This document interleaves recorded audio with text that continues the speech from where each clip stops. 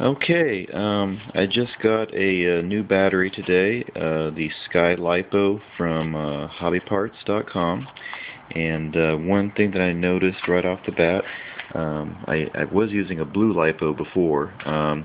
The big difference is the dimensions of the battery packs are very different. The blue lipo, as you can see, is a much thinner pack. Is also much wider, where the Sky Lipo is a little bit more representative of an actual standard 6-cell NiCad battery pack. The length of the Sky Lipo is just a tad bit longer than a 6-cell battery pack, but certainly very comparable. So if you have any battery specifications, the Sky Lipo might be a little more compatible with most vehicles than the blue lipo.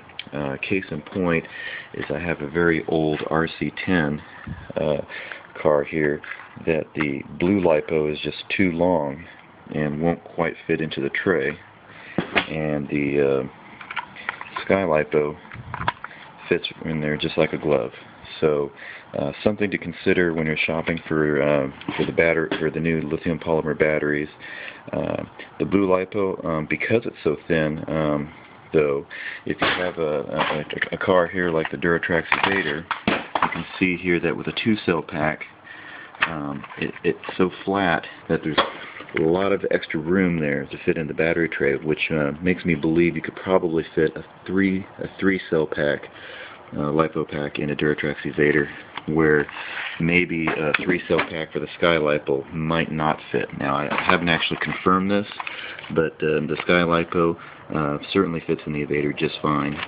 Both battery packs, or all 3 battery packs, fit in the Evader just fine. So, anyway, just something to consider when shopping for your battery. I also want to note that it seems that all the batteries that ship from Hobby Parts come with these banana-style connectors, and if you both the blue lipo and the Sky Lipo shipped with these bananas, and you may want to consider switching over to a more common. I'm using the Dean's connectors here. Just keep that in mind as well.